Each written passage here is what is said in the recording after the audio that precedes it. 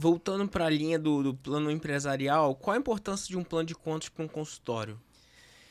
Então, vamos lá. É muito importante que o que é o plano de contas? É uma padronização das contas.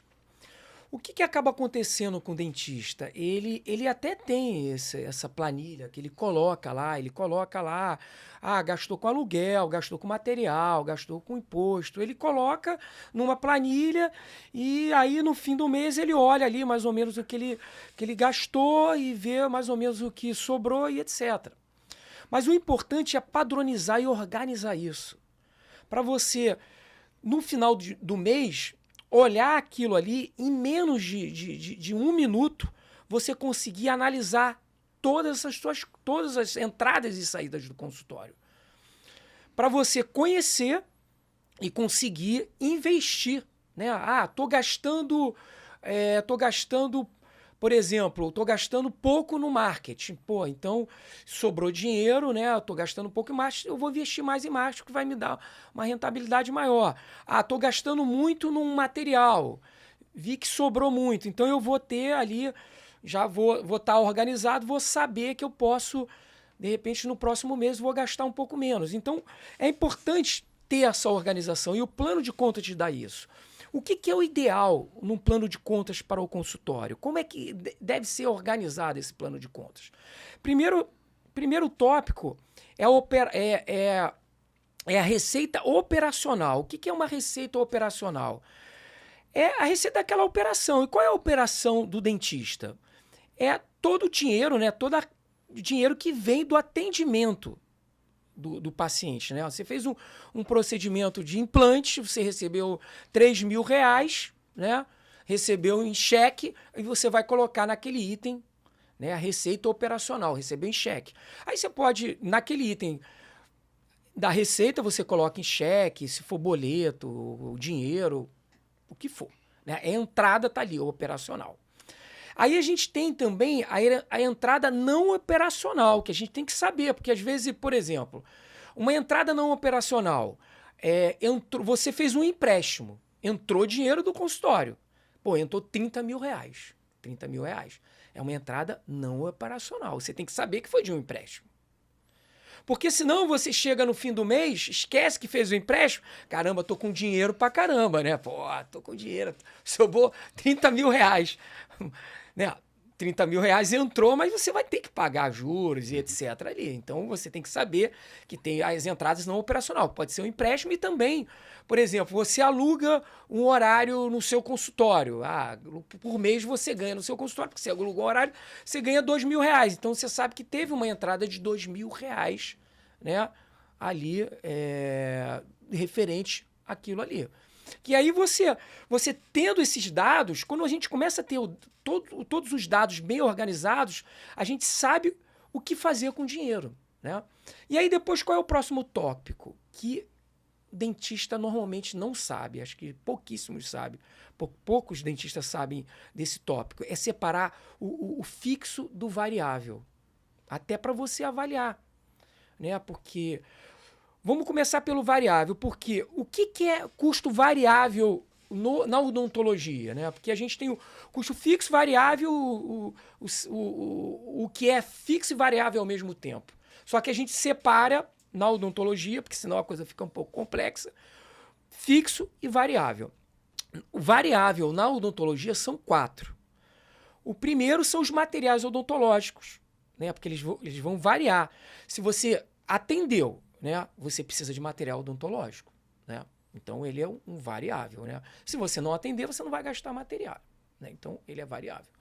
Outro é o imposto, que é o simples, né? Que você paga. Você teve ali R$ 30.000, você vai ter que pagar os impostos dos R$ 30.000. Então é imposto daquele seu serviço. É um que vai variar, porque dependendo o quanto você trabalhou aquele mês, o quanto você vai gastar de imposto. O outro é o laboratório de prótese. Se você não trabalhar, você não vai precisar gastar com laboratório de prótese, né? Então, ele vai variar dependendo da quantidade de serviço que você fez ali. A outra são comissões que você dá ao dentista, né? Porque tem muitos consultórios que você aluga horário, às vezes tem um assistente, você dá 30%, 40%, 50%, ou então você chama um dentista para fazer implante, aí você dá uma porcentagem daquele valor para ele, etc. Ele também vai variar, porque você está fazendo aquele serviço e ele acaba variando. Então, para a gente diferenciar do fixo do variável, que o variável, para você entender bem, é o seguinte. Um exemplo. Você entrou de férias. Você vai pagar protético? Não. Você não vai atender, você não vai ter protético. Você vai pagar imposto sobre o serviço? Também não. Você vai comprar material? Não, porque você não está usando material. Você vai dar comissão? Não, porque você não está trabalhando, está fechado o consultório. Então você pensa, você pode ficar na dúvida, caramba, esse tópico aqui é fixo ou variável? Pô, se eu entrar de férias eu vou gastar? Não vou gastar. Então ele é variável. Fixo é tudo. Aí vai o fixo. Telefone, água, condomínio, tudo que você vai precisar pagar todo mês para o seu consultório funcionar, né? Por exemplo, luz. Você, mesmo que separe o seu consultório, você sempre vai ter a secretária que vai ficar ali. A luz, ela vai variar, não é? Ela vai variar. Esse mês que você entrou de férias vai ser bem menos, né? Mas você vai pagar todo mês. Então a gente bota como se fosse fixo, né?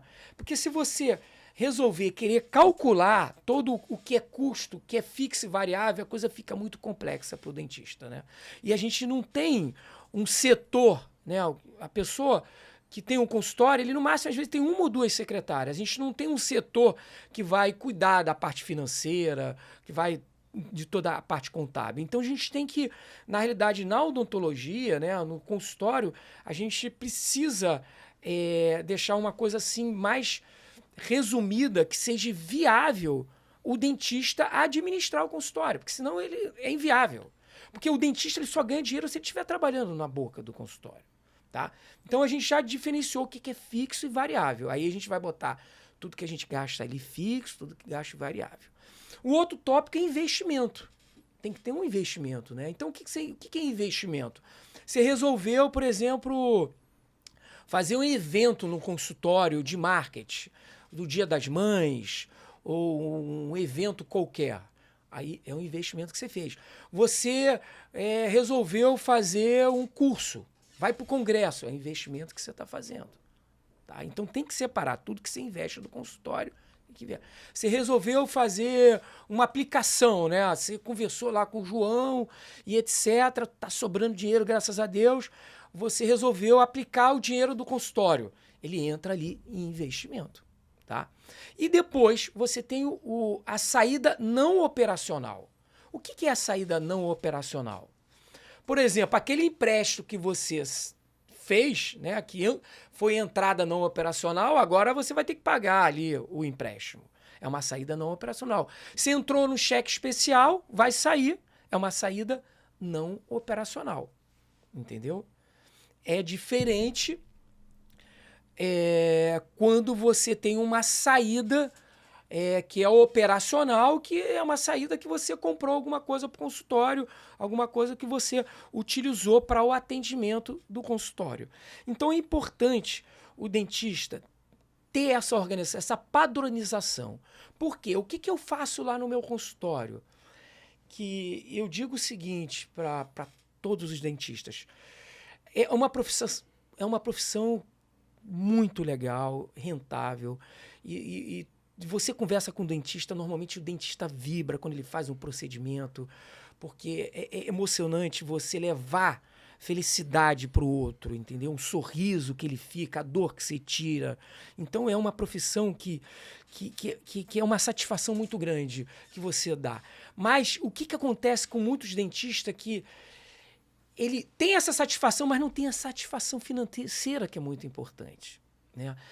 E quando você passa a controlar bem e ver onde o dinheiro está indo, onde você pode organização. Eu digo que quando eu fiz o meu primeiro MBA, foi uma das sensações que eu tive assim de felicidade na minha profissão, foi uma das maiores. Foi quando eu falei, caramba, eu sei quanto eu ganho, eu sei para onde vai o meu dinheiro. Foi um dos dias mais felizes na minha profissão, foi essa. Então o que acontece? Quando eu tenho apenas, mano, eu não vou nem falar de fluxo de caixa e outros demonstrativos financeiros. Se você só tem um plano de contas, por exemplo, minha secretária, eu tenho uma secretária gestora, que é importante você ter uma secretária que te ajude na parte administrativa e financeira.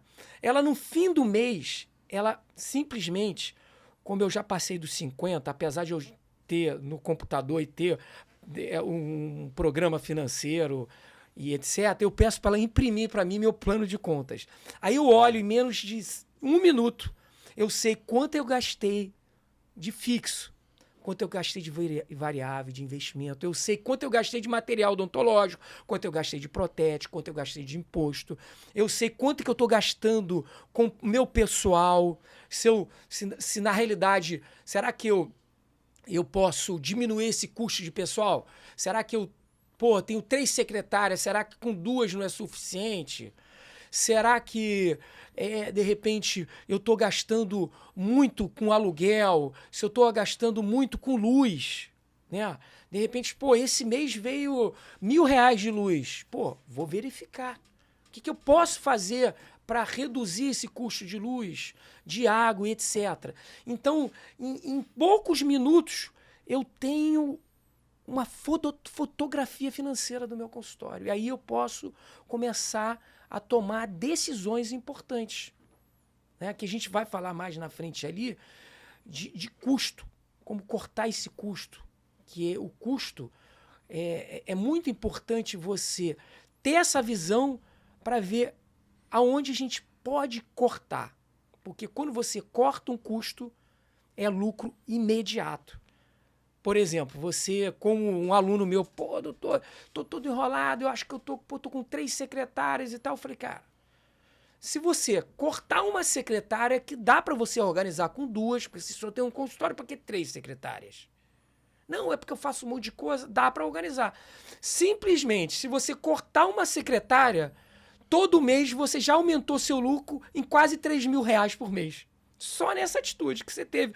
Porque você agora, com plano de contas, você conseguiu visualizar que realmente você está gastando muito com custo fixo. E aonde é o teu gargalo é ter 3 secretárias. Então, só tendo esse plano de contas. Né? Que também, você aprendendo isso, você vai utilizar na vida pessoal, que o João também vai falar da importância dessa organização. Aí nesse ponto, você está falando sobre a otimização do ponto de vista jurídico, né? Da PJ, do CNPJ. Infelizmente, a gente não tem uma formação, como você falou, lá de trás. E quanto mais pessoal é uma empresa, como é um consultório, mais as pessoas confundem isso.